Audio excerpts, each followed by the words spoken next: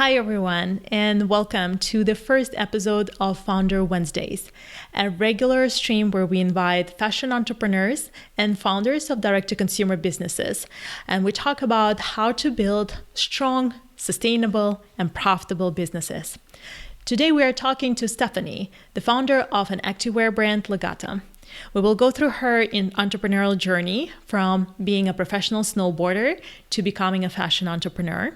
Stephanie will also share her practical advice and tips on how to pick a factory where to manufacture your unique fashion item for the first time, how to get on the media radar and use a PR as a part of your acquisition strategy, and finally, how to fundraise and successfully raise your first investment round. So enjoy. Hi, everyone. Thanks for joining me. Hey. Hi, good evening. How are you? Hi, I'm doing well. How about yourself? Very good, very good. I mean, lockdown, but I guess it's the same for everyone. So Yes. lots, lots of work, but still trying to kind of incorporate enough breaks and enough kind of headspace. Yeah. What about you? Because you are not in the UK, right? No, in Copenhagen now, but it's also similar. So we've been in the lockdown since mid-December, and I think now it's been extended till the end of the month. So Wow. yeah, so we've been entertaining ourselves as much as we can, all the regular things. I think we've been quite fortunate because in the beginning we didn't have a very strict one. But yeah, last couple of months, a couple of weeks, it's been getting slowly into me, I would say that. What Nice. has been your tip, on staying sane during the lockdown? Well, I mean, I don't know if I've been staying sane, but I guess I've just been trying to keep structure, which is, I think, quite difficult if you don't have an office and you don't really have those breaks and it's kind of, 24/7, just kind of forcing myself to go offline. Yeah. I don't always have to be, consuming business content, and I don't always have to be learning and growing, every now and then it's okay to just, be entertained and just, watch something funny or just do nothing really, just kind of creating that space. So that's definitely been the number one thing that I'm trying to incorporate. Yeah. Yeah, so true. I think we really have to be kinder to ourselves as well, a little bit, because it's been so crazy to think about it, right? Almost 12 months in this semi-lockdown pandemic state. So yeah. Yeah, it's crazy. I was actually on the phone with my grandma before this, and she was just telling me she just can't believe how long it's actually been, and it's so true. I think you're always just in the day and just going through the motions, and then just looking back, just thinking, oh my God, it's been nearly 12 months. It's actually crazy that yeah, it's just a crazy world right now. Yeah, so true. Well, now we've gone through the mandatory COVID catch up that I feel like we do Yeah. with everyone, every Zoom call. But yeah, thank you so much for joining me. I'm super excited to talk to you, and I'm really excited to share your story. And yeah, I'm seeing a couple of familiar names in the chat. I hope everyone is enjoying this. So just to set the scene, this is our first live IG live session, and we hope to do it regularly. So it's going to be every Wednesday. We will stream for an hour, and we will be talking to inspiring and amazing fashion entrepreneurs that are building something super great. And this is really about building a community of other fashion brands and entrepreneurs, so people can learn from each other. They can share their tips, their tricks, and yeah, just share the advice and help each other a little bit. Yeah, and I'm really happy to have you here today. Thank you for having me. Yeah, and maybe for those who are just joining us now, maybe we can start with a quick introduction. And I'm really happy to have you here because you have such an amazing story, both personal entrepreneurial story, as well as the story of your brand, Lagatta, that you started and how you are disrupting the activewear world. Wow, that big words. Thank you so much. Yeah, so I'm Stephanie, and I'm the founder of Lagatta. And so Lagatta is an activewear brand, but we are special because we make activewear that's very thoughtful for people not in their 20s, which is how we like to say it. And so it kind of all started with I went shopping with my mom for activewear, and she couldn't find anything. She tried on a bunch of different brands, different price points, different kind of fabrics, and we were just really shocked by the lack of options more than anything.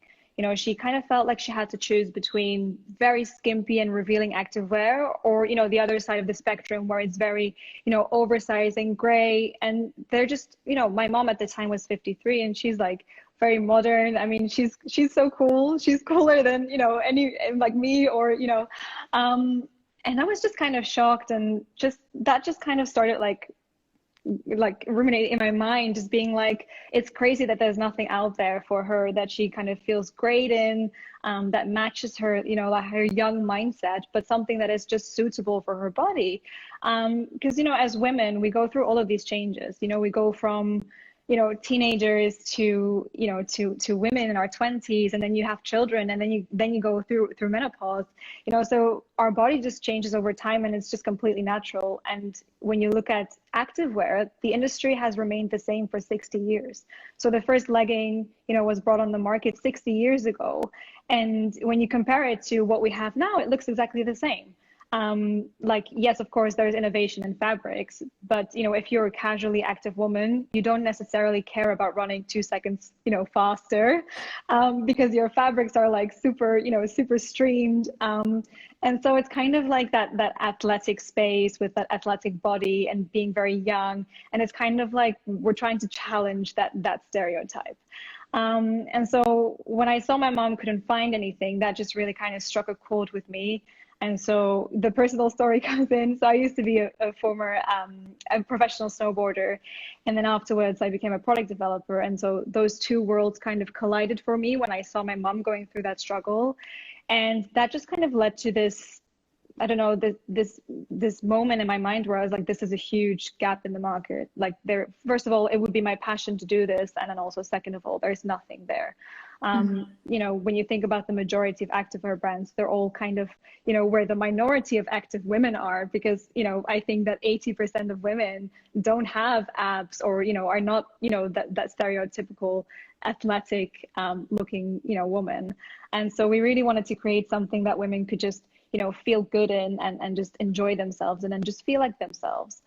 And so we literally bought 2 meters of fabric, sat down at the kitchen table, and literally just started and I didn't know anything about, cutting fabrics or sewing things together. Like I wouldn't know, but, my mom was there, and she kind of, made the first prototypes, and we did it together. And yeah, and then I think we made the first prototype like 2.5 years or 3 years ago, and now we're here.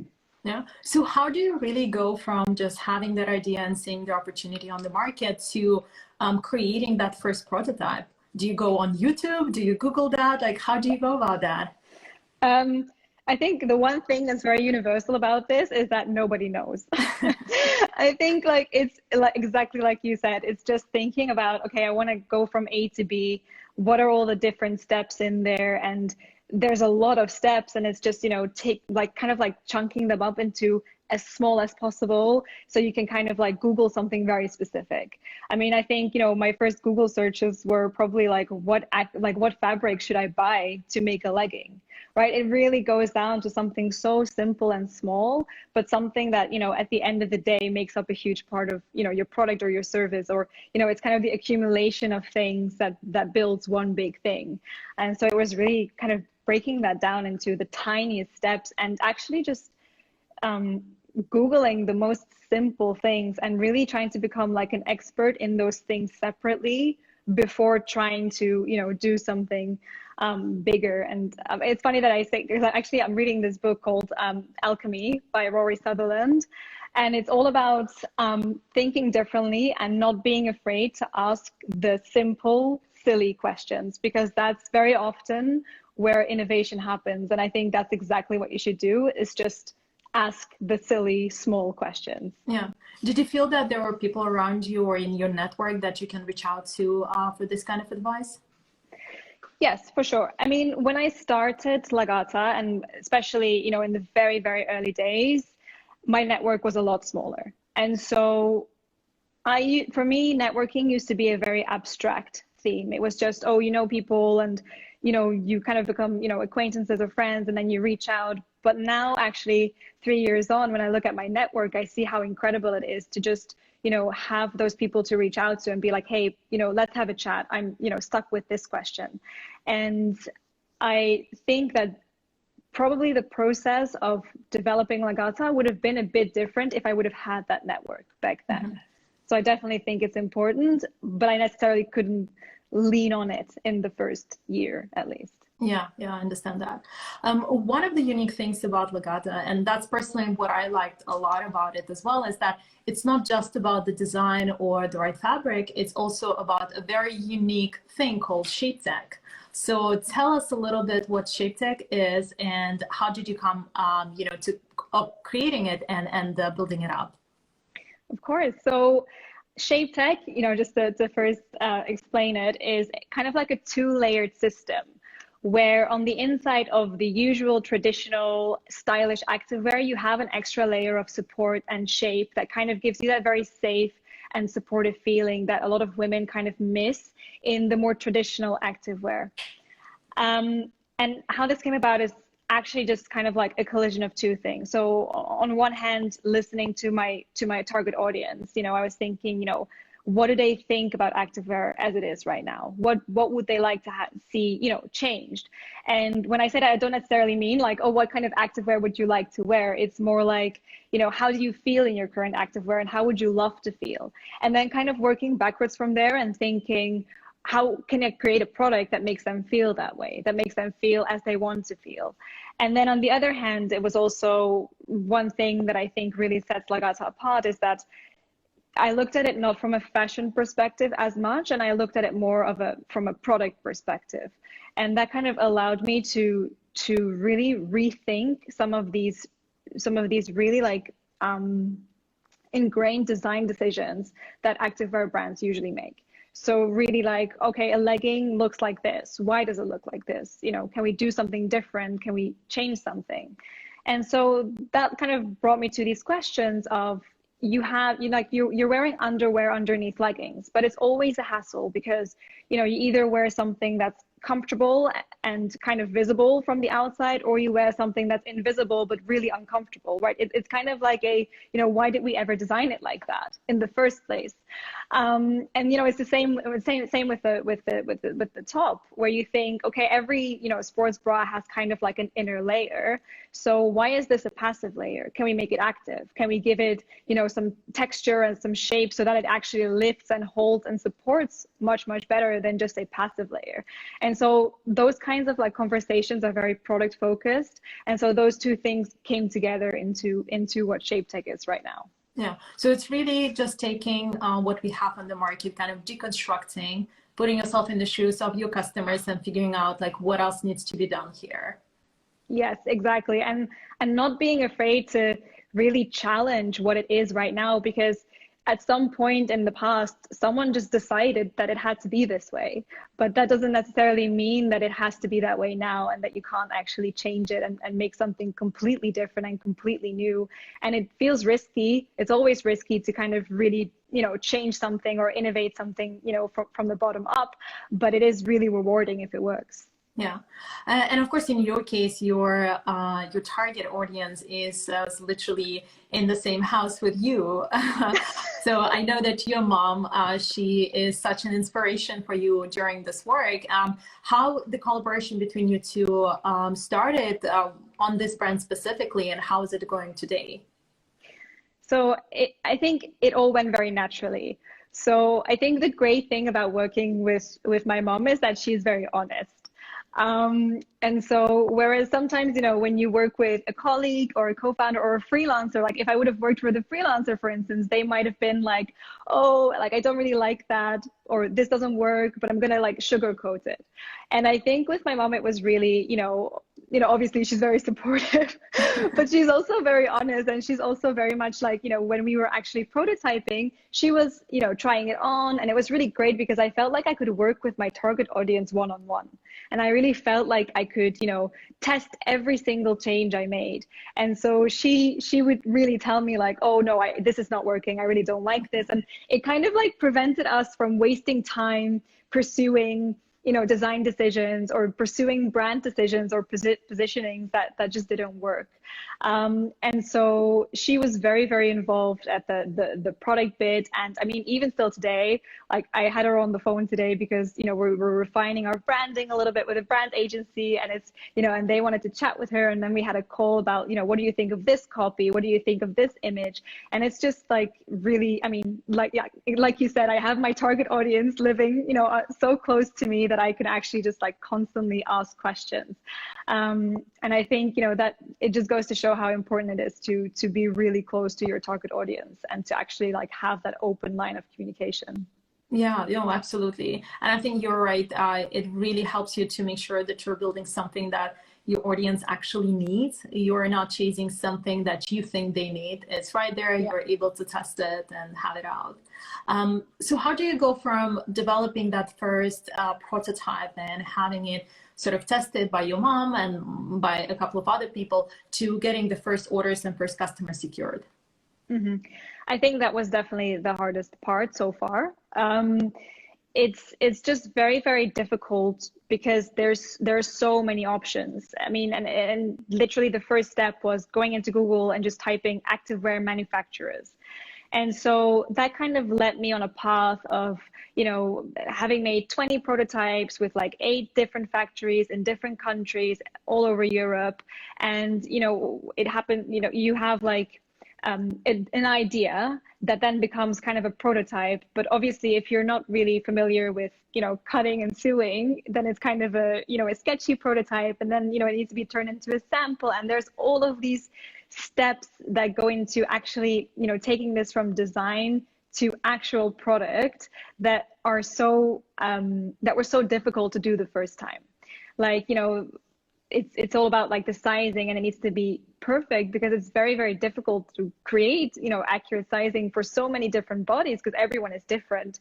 And so I really was adamant on finding a factory that could help me with this because I felt like, I don't have the network to tap into right now to find someone who would be specialized. So the next best thing for me to do is to find a factory that actually knows activewear really, really well. And so that became my number one goal, is to actually find a manufacturer that wasn't just like, oh, they can make it for this price, perfect. It was really about, what can you do? What can you help me with? And so what I actually did, so I basically went, to 8 factories, and I wasn't really happy with any of them. The prototypes were good, but I felt like there wasn't necessarily the know-how that would kind of take it to the next level. And so eventually, I actually emailed the Belgian embassy in Portugal, and because I'm Belgian, and I just emailed them being like, look, I'm an entrepreneur. I'm trying to start this activewear brand. So you have to help me out. And they were amazing. They sent me through a list of factories, and I just called all of them, and I just went and visited tons of them, and then finally found the one. And, I think it was really, really important. Like on one hand, I kind of feel like, oh, I wish I could have skipped all of that and just found, that one factory immediately. But on the other hand, it was really, really good to go through all of that and to have all of those meetings and presentations and to just kind of see what's out there. And this is also how you kind of get a feeling for, this is a factory that would work, and this is or a supplier, any supplier, and this is a supplier that wouldn't necessarily work. Because, I found the right one, and they were just immediately like, yes, let's do this, and then they helped me with the sizing, with, the more technical aspects of like, oh, this seam, for instance, looks good on paper, but in reality, it's actually going to rip for instance. So it's all these small little things that you don't necessarily know if you are a founder or a designer or in fashion. It doesn't really matter, but it's very important that you find the people who do. And that was just kind of one way for me to find those people, was just directly with my supplier. Yeah, this is so interesting because every time when I talk to direct-to-consumer fashion brands, especially sort of like up-and-coming brands, the topic of manufacturing comes up all the time as something that is very hard to navigate, especially when you are just starting. And I do think that is probably because the industry is still operated in a very old school way, that all of those connections, they're just a part of like a small, tight network. And Yeah. unless you know someone who knows someone, it's really hard to get there. And I'm really glad to hear that the Belgian embassy was so helpful. When you went through those interviews with factories, like what were some of the factors that you look into to make sure that you partner up with the right one? So I would say that I would not kind of give away all of the technical details, and I would ask them in the meeting, what is the best way to do this? What is the best way to do that? And then kind of getting a feeling for how much they would help you if, I mean, God forbid, something went wrong. Mm-hmm. Not necessarily with, huge orders, but, what if they say, and I had this as well, what if they say like, oh, we can do it all, don't worry. And then you start working with them, you're paying them for all of these samples. It's taking ages because you're a small startup and they have huge brands. So you're kind of, back of the line, and it just takes ages. It costs a lot of money, and at the end of the day they say, oh, actually we don't know how to do this. And so I think it's like really important to upfront just have a feel for how they approach the product and what they would do if they would encounter something that they don't know how to fix.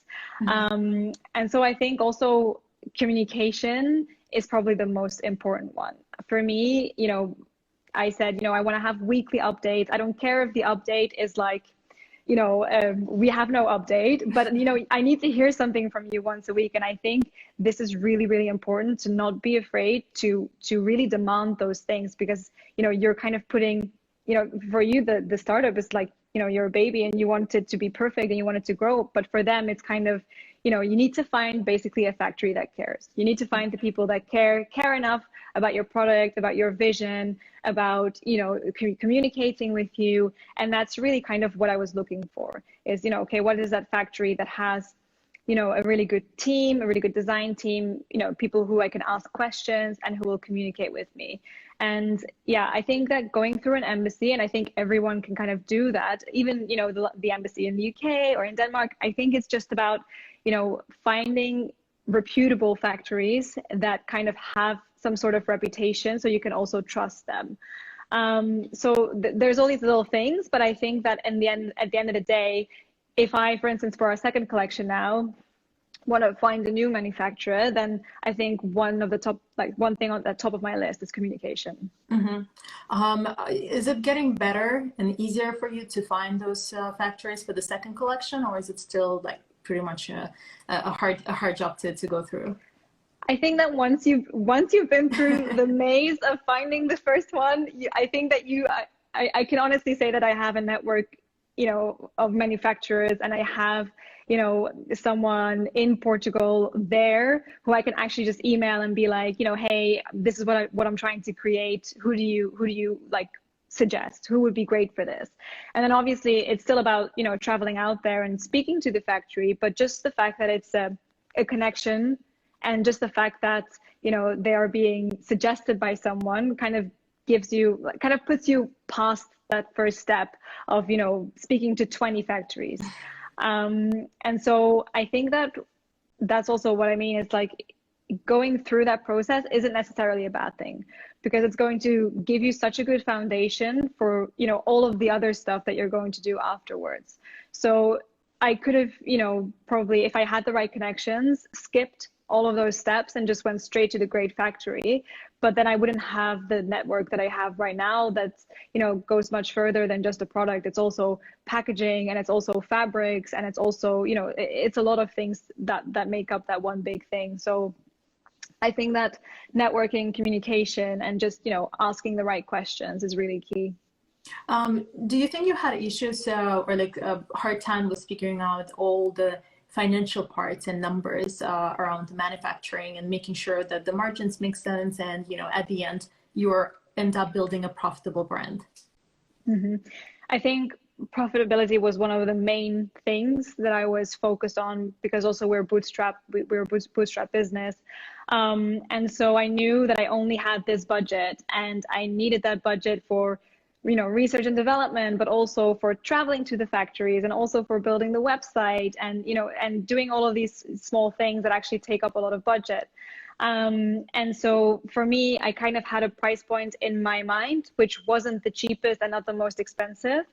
But I think that the unit economics of your product are just very, very important. And, you know, for me, it was more a way of, okay, this is what I think, you know, what my customer would pay for it. Test that, you know, how much, you know, ask 20 people, you know, what would you pay?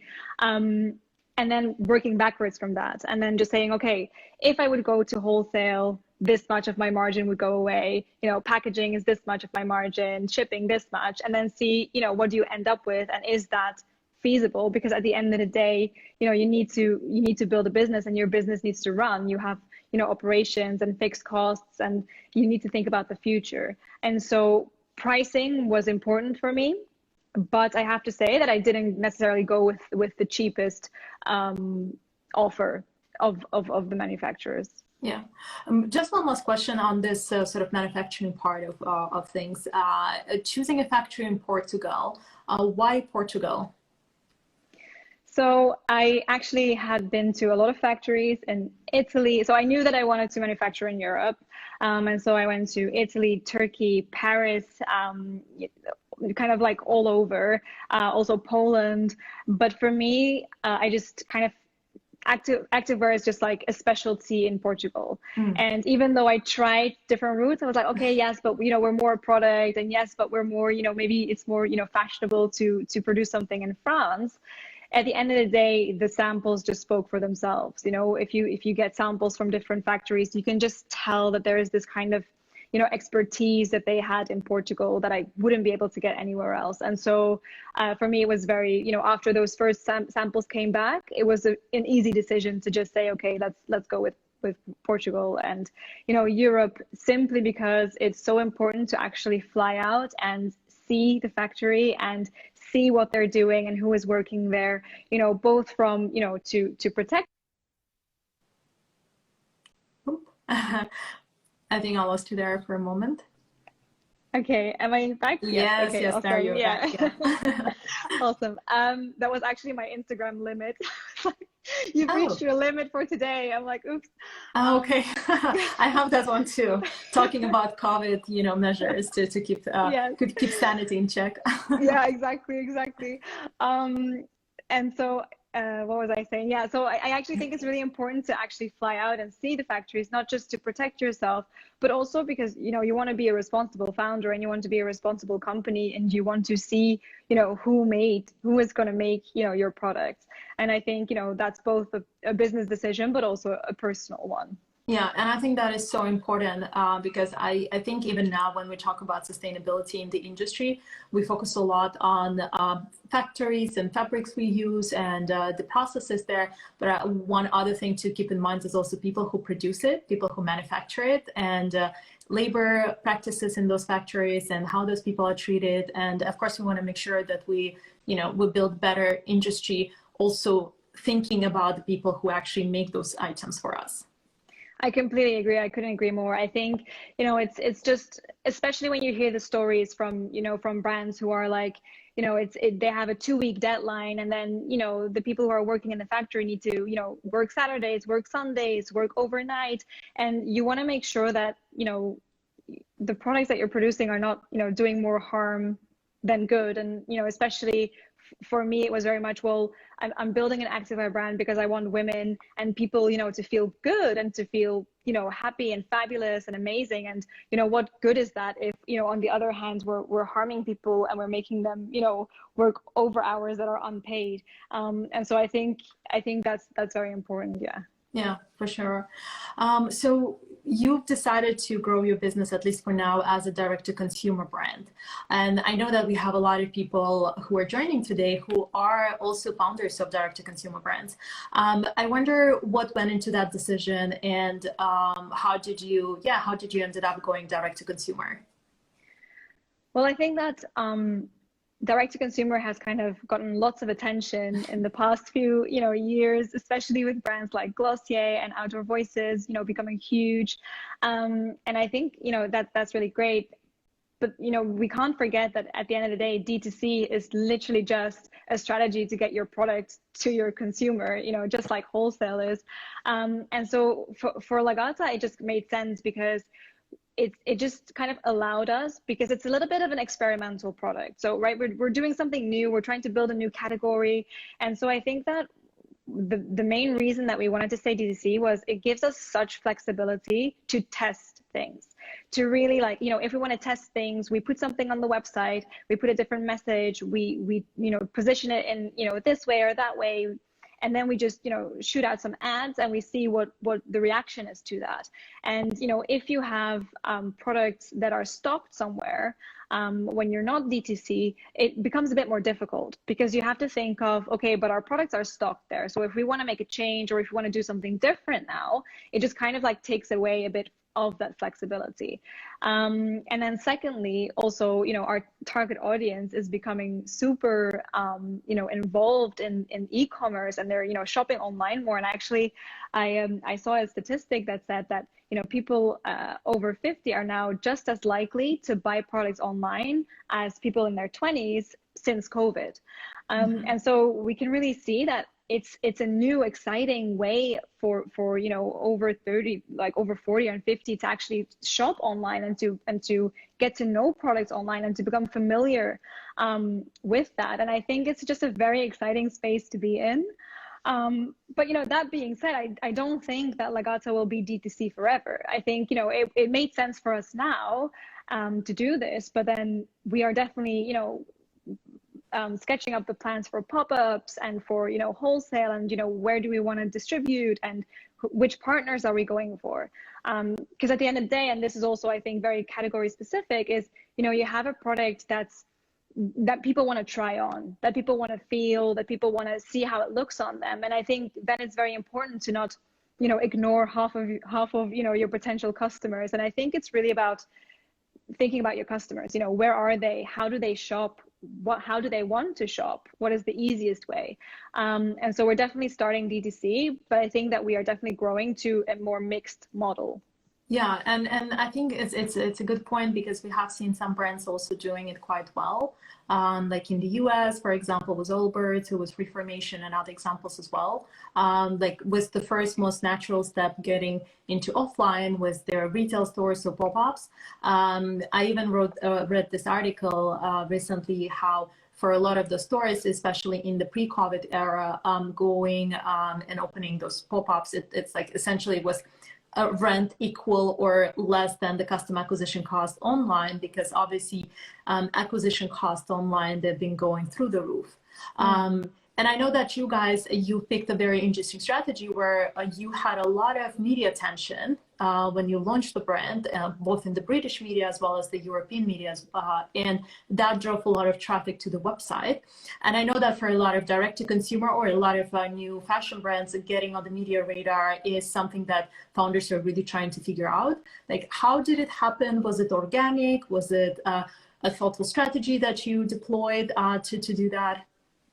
It was definitely a strategy. Okay. So that's what I can say. So I think that it's really about kind of trying to step out, of your founder's shoes and just kind of seeing it as what is special about this? What is our strength? What can I use? Whether it's the story or your location. And so for me, because we initially launched in Belgium, I just thought, well, the entrepreneur landscape in Belgium is still a lot smaller. And so it would be easier for me to kind of, pop out and to kind of get that attention for Lagatta. And it was definitely the strategy to then use that as a leverage for other press. That's more for instance, in the UK, that's usually more difficult to get into. And so what happened is I first I made this really fancy press release. Took me ages to put this together. It took me, I mean, I'm ashamed to say how long it took me to actually put that together. But I actually thought like, okay, this is how it has to be. And so I sent that out to a lot of press agencies, mostly like the generic email addresses that you can find online.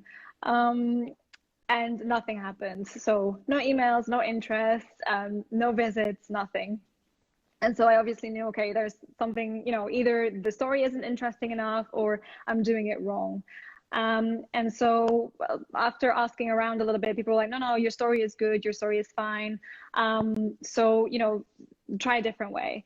And what I did then is actually reached out to a friend who worked in press. But obviously, you know, getting someone to write press releases for you, and then, you know, it is a full-time job. Like I couldn't like ask that of someone. And also at the time, we didn't really have the budget to just spend something, you know, on PR. And so what I actually asked her, and I think this is really, really great, and I would actually do that again, is I asked her to write the headlines. So the actual subject for the emails, because, you know, getting an email opened is already such a huge step. And that was really my goal. My goal wasn't necessarily to, you know, get in every, you know, magazine. I just wanted, you know, people to open the email, because that way, even if they don't reach out now, they'll kind of have you on their radar. And, you know, sometimes, you know, I send out an email and I didn't get a reply until 6 months later, but that then turned out to be like our biggest, you know, hits in the press yet. And so that's really what I did. And instead of writing a very, you know, pretty elaborate press release, I literally just kept it to like 3 lines. And I think that when you think about the emails that you're getting, if it looks like a really big email and it looks a bit like spammy, you're just like, oh no, just like goes to junk. Whereas when you get an email, this feels quite personal, like, you know, 2 lines, just really like actually almost pretty informal, very polite though, but very like, hey, like, how are you? So I'm, you know, I'm this founder and this is what I'm doing. And, you know, this is why we're doing it. You know, if you have any room for us, that would be so appreciated. You know, we're trying to grow. And that just was such a success. Like, you know, we got, you know, emails back. We were, you know, on the front page of, you know, the biggest economic newspaper in Belgium, literally like 2 weeks later. And so that's basically where all of our initial sales came from. It's really just kind of driving that story. And I think, you know, having a good story is, you know, great, but you also need to know how to, you know, what is interesting about that. So for instance, I would kind of, you know, adapt the story depending on, you know, not the story itself, but the way I tell the story, depending on what outlet I'm emailing. Because if you're emailing a, you know, an economic or a Financial Times, it's going to be very, very different versus, you know, when you're emailing Grazia, or, you know, you're trying to get something into a fashion magazine. And it's really about thinking, you know, what is the key message, or what is the key story, and how do we, you know, shine a different spotlight on that, depending on what kind of press, you know, we want to get. And so that's what happened. And we got tons of press, and then eventually, you know, in the UK, the Evening Standard picked it up, and that really helped us to really kind of get some traction, some initial traction. That being said, I think that having, you know, good PR, good representation, you know, if press is going to be a huge strategy and you're a lot further in, you know, your journey as a brand, I do think it's definitely worth the investment. Yeah, absolutely. And I think it also comes down to the skills that you as a founder should have, right? And I think being able to tell that story, being a good storyteller, have the right narrative is useful in so many different aspects of a business, from PR and media to hiring people to acquiring new customers, because it's really about making sure that you're able to clearly communicate what you are doing. And at the end of the day, people are you know, they're driven by those passions. And when we see someone super excited about their idea and very passionate about it, you of course want to be a part of it as well. I completely agree. And, you know, it's quite funny because I wouldn't I wouldn't see myself as someone who is, you know, great at marketing or like a good storyteller. But when you're passionate, like you say, it just kind of rubs off, and people just kind of feel that passion, and it just kind of ignites, like, you know, this enthusiasm in other people. And I think that's why it's really important to be passionate, you know. And it's not always, you know, day to day, as a founder, you're not doing really, things that you're passionate about every day. Like sometimes I'm literally just like doing admin and writing like 100 emails, and I can't say I'm passionate about that. But, it's when it comes down to like telling your story, I think that's definitely one of the key things that's going to get you really far if you're starting out. Yeah, I recently listened to a podcast. It was Tim Ferriss' podcast episode with the president of Shopify. And as Tim Ferriss always does, he always asks about books and things that people learn. And there were two very interesting sort of takes for me from that podcast episode. One of them, that one of the books that was recommended by the by Hadi, who is the president of Shopify, was about storytelling and writing clearly. And then the other one, he told the story how he went to a law school, and he thought that being in a law school actually helped him to develop that skill of clearly communicating what you wanted to do.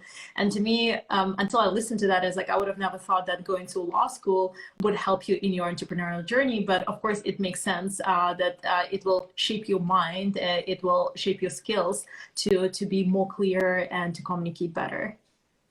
I love that so much. I heard a story of someone who was actually taking acting classes to become more confident and to feel more, confident in like, them being a founder and them not necessarily kind of like, feeling like they were. And it kind of like sparked that same idea of like, sometimes you need to like learn something that seems completely, not associated, to kind of like learn those skills. And I love that. Yeah, so true, so true. Talking about the PR and media strategy and kind of wrapping that part up a little bit, how big of a role do you think it will play for Lagatta in the future? And do you think that's a good channel for direct-to-consumer founders to bet on? So, in short, yes. I think that press is a little bit underrated. So I actually saw this tweet, I think yesterday. I don't remember who actually wrote it, but it was about the fact that, most press is paid for, and that, people don't really believe press anymore. But I don't actually agree, because I actually think that press brings a lot of credibility, especially when you're a small and young startup. I think that, credibility can often be a barrier to people purchasing your product, depending on, the category that you're in, but also your target audience. And so for us, that was definitely a challenge. It's, the 50-year-old woman is maybe not as comfortable buying things online as the 20-year-old woman. So how can we make that process really easy?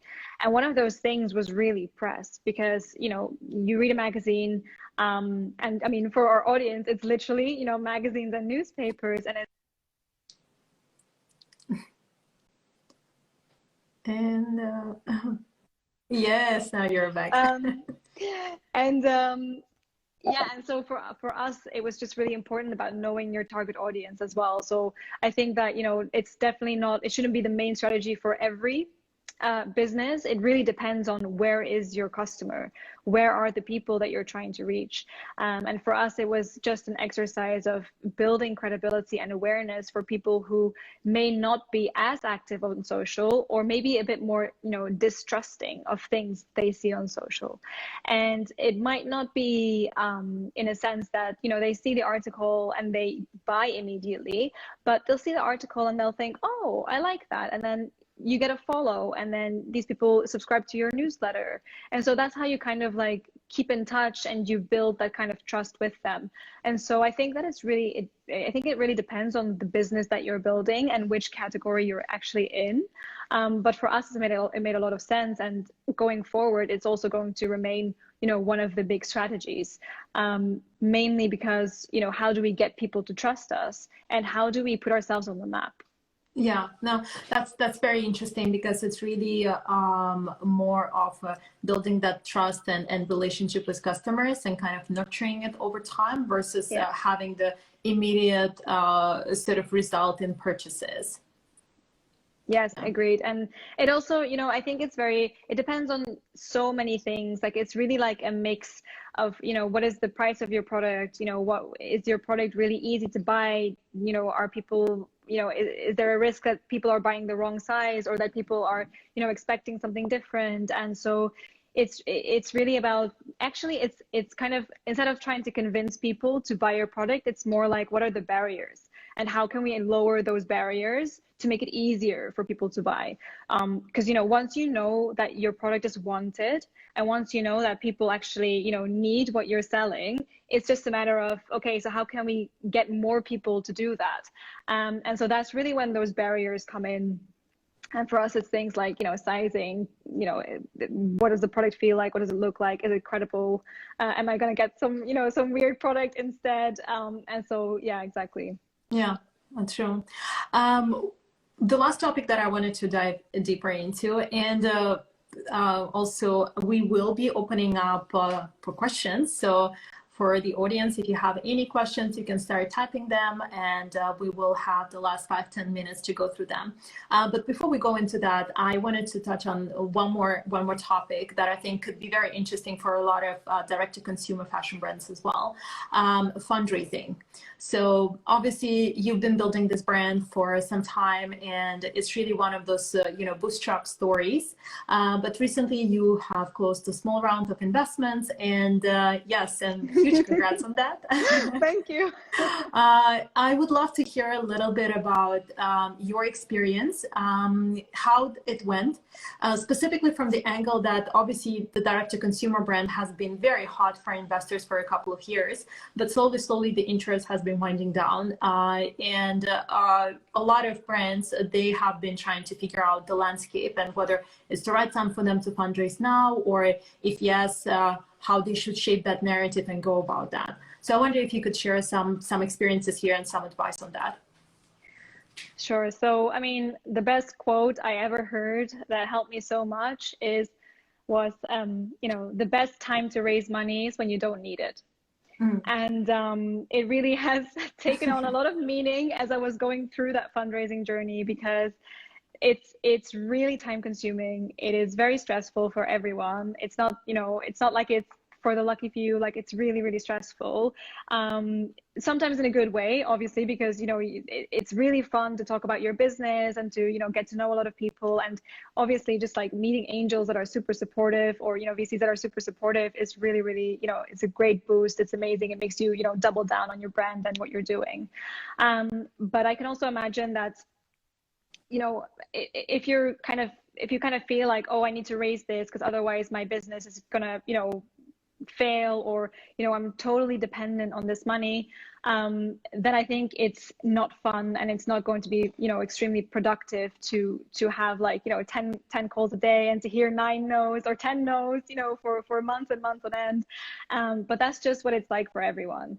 And so for me, it was really finding the right people to pitch to.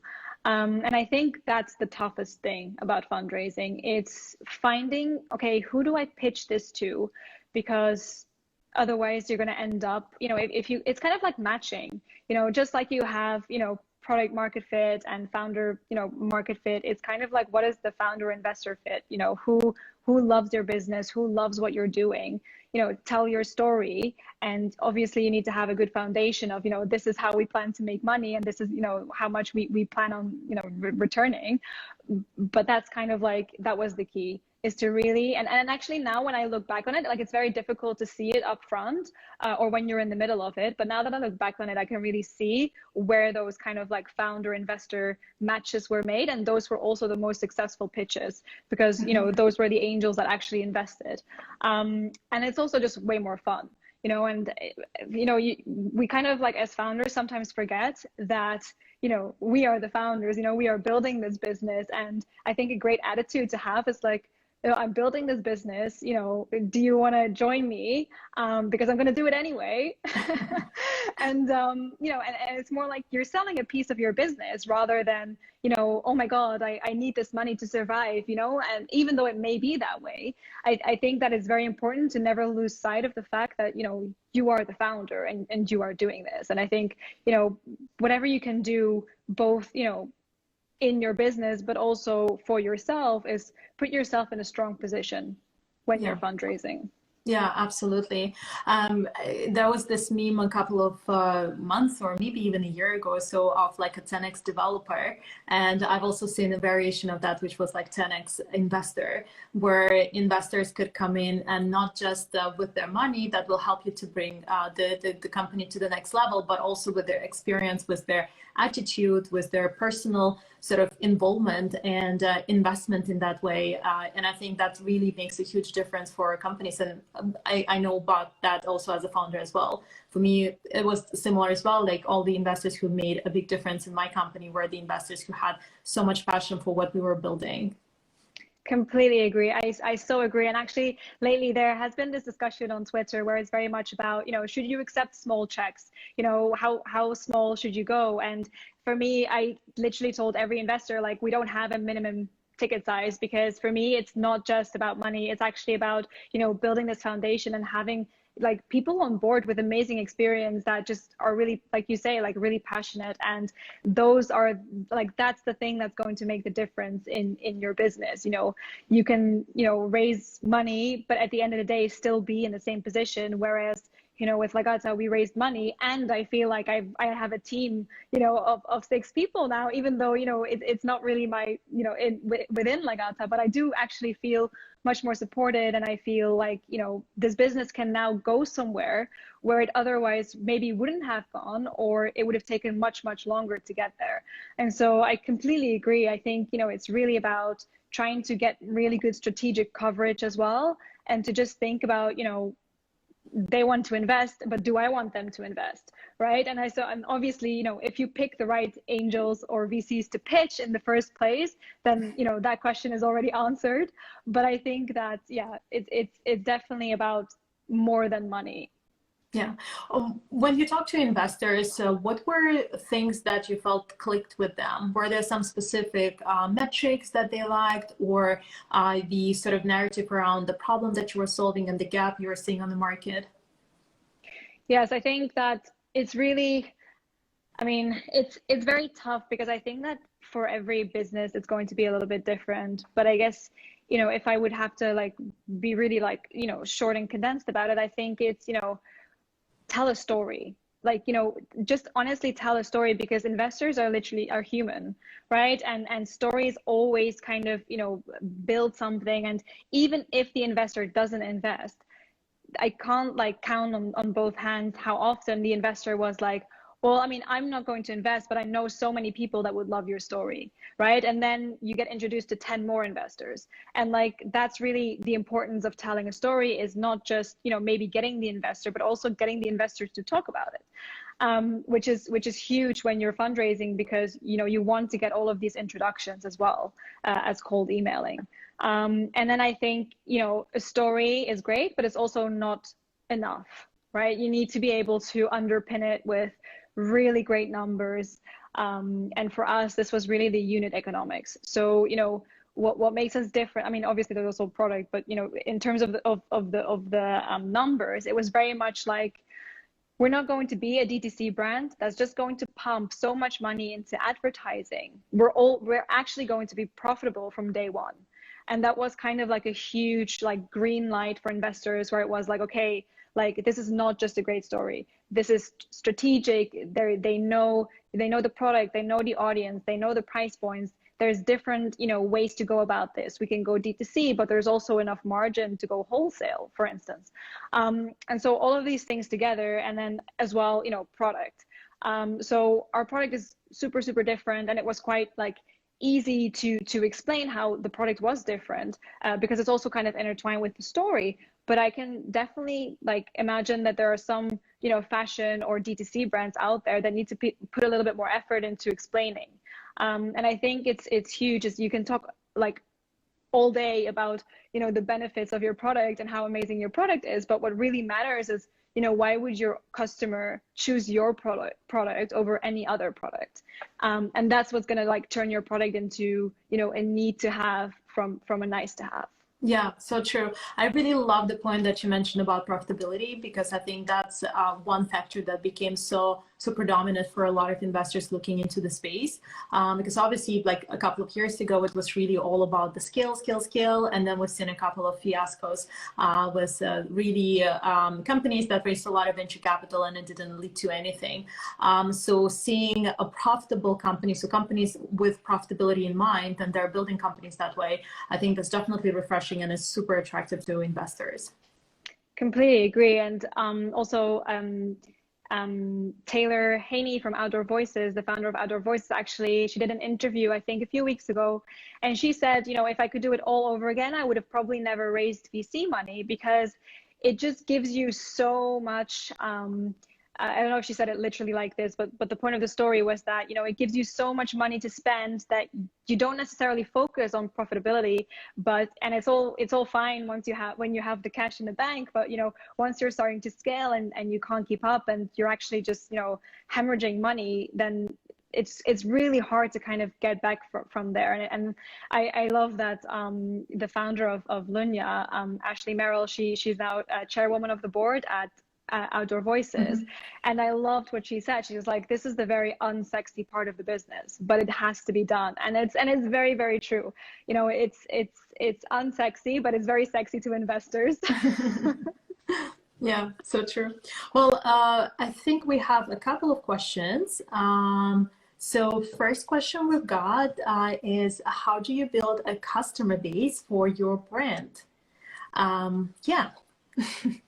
That's a really good question. We're still figuring that out. I think it's all about the customer journey. So really trying to visualize, you know, what are all of the different touch points with my customer? And I think this takes a really long time. Like, actually, it's funny because I actually worked on this today. You know, just brainstorming, you know, what are all of these touch points and how can we make a difference in our customer journey for every single one of those touch points? Because when you think about it, the touch point goal isn't just to speak to your customer. It's to speak to your customer in a way so that they stick around, right? And how do they stick around? They either follow you, or they, you know, subscribe to your newsletter, or they email you, or, you know, you comment and they comment back, or something like that. And it's kind of always knowing that a touch point isn't the end. You always need to have a follow-up, and ideally that follow-up is something that allows you to stay in touch with them. And so one of the things that we've done is, you know, even before we launched, we put up, you know, like a landing page with like a little short description and like a box for people to put their newsletters. And before we launched, we actually already had like 1,000 subscribers. So it's really about, you know, if you are in the phase right now where you're thinking of launching, but you don't really want to put anything out there yet, honestly, just put it out there and just chat to a bunch of people, and it will just come. Like, it will just kind of follow up, and you just send everyone to your website and you say, you know, if you want to subscribe if you subscribe to the email, you'll get free shipping. It can really be very like non-complex like that. I just think it's important to never let the touch point be the end of your engagement with that customer. Yeah, so there's always some sort of extra follow-up after that, extra step after that. Yeah. And I really like the sort of the diversity of call to actions that you are using. It's not always just about, hey, buy our product. Sometimes it's subscribe to a newsletter, sometimes it's follow us, and so on. That's really nice, because I think it also helps you to capture different intents of people as well. Yeah, completely. And also, I think people today are very overwhelmed with, you know, buy this, buy that. And sometimes it's quite refreshing that, you know, there's not much being asked of your customer. It's just like, oh, I'll sign up and, you know, I'll get a fun newsletter, you know, every month, or, you know, I'll just follow them and see what they do in the future. And I think, you know, that's very important. This is not always, and that's something that we had to learn as well. It's not always about trying to get, you know, your product in those hands. It's also a little bit about, you know, building relationships, because, you know, in the first place, if you're starting a business because, you know, you care about people and you want to make someone's life better, you need to show it in more ways than, you know, just trying to, you know, push your product into their hands. Yeah. So it's a bit of both. Yeah. Yeah, so true. We probably have time for one or two more questions. So if anyone in the audience wants to ask a question, please use the comment, or you also can tap on the question mark icon and send it there. In the meantime, I have one more question, and this is really more about the market dynamics. Because obviously we have seen activewear and loungewear explode over COVID, right? I'm literally myself sitting in sweatpants right now. Same. Yes. We both seen that influx of interest from large brands, from Nikes and Adidas's of the world and Lululemons of the world, as well as we have seen new brands emerge. How do you see the market move forward, and where do you see the place for Lagatta as a brand? So I think that this is a really, really good and important question, because I think that for any brand kind of launching in this world, it's literally all about finding your niche and finding that little spot where you kind of want to carve out your own category or your own world. And so we have seen the market becoming way more inclusive over time, even before COVID. And I think that, you know, with COVID, there's just become this new appreciation for things. So there's this new appreciation for comfort and this new appreciation for, you know, letting things be and being kind to yourself, like we said at the beginning of the call. And we really kind of see that coming back in a lot of brands that are really stripping the products down to like their core necessity of like, this is just a really comfortable, you know, sweatpants. And everyone's like, yay, I want comfortable sweatpants right now. And so I think that's going to kind of continue for a while, but then I'm particularly interested in seeing what's going to happen after, because, you know, once it's kind of always like this, where you have one extreme movement is always followed by the other extreme. So I'm just really interested and curious myself to kind of see what's going to happen when people are just kind of like allowed, you know, to go to the gym again, to go to yoga classes, to go to Pilates, and what that is going to mean for the activewear industry. And I, for one, and I mean, the numbers also say, you know, I think that a lot of more people are more conscious of their health. So I do think that there's going to be a, you know, a big activewear boom, even bigger, because it's already a very saturated market. And, you know, that's why it's so important to find your niche. And we've seen a lot of sustainable options. We've seen a lot of inclusive options, and the next big one is Lagatta.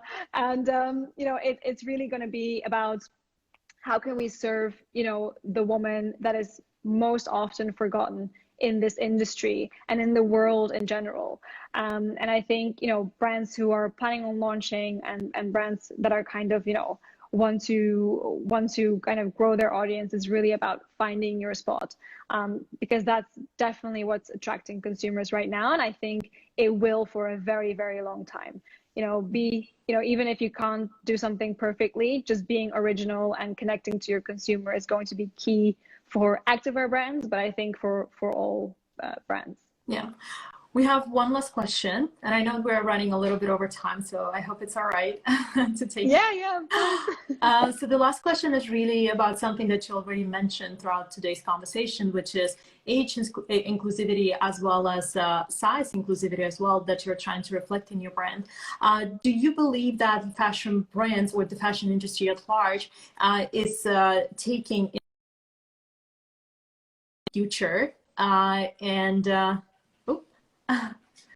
and I think we've lost Stephanie a little bit, so oh, you're back. Yeah, I kind of lost you guys. Yeah, so my question was like, do you think that the industry, the fashion industry at large and fashion brands are taking enough steps towards that inclusive future of the industry? Well, I think that it's well, I mean, I have a very strong kind of opinion about this, and bring it on. We see a lot of brands doing incredible things, right? Like it's first of all, it's very, very difficult to build a truly inclusive brand, because everyone is different. And, you know, as a startup, it's incredibly difficult to offer, you know, like 10 sizes, and you have to make some really, you know, tough decisions in the beginning. But I'm looking more at, you know, the bigger companies and the bigger players in the industry. I mean, I really believe that including does not equal targeting. And what the industry is doing right now is targeting people. I mean, I think it's horrendous that if you are plus size, you go to a different part of the store. For me, I just don't get it. And for me, it's the same with aging, where it's like, well, I mean, anyone, like any brand designing, or, let's say like 2 or 3 years ago, any brand designing something for someone over 30, it was, this is for seniors. This is, very different because you have like, a special need of some kind. And I think that there's a lot to be said about normalizing things where it's just like, hey, you know what? We don't have to, shout about, being inclusive. We can just be inclusive.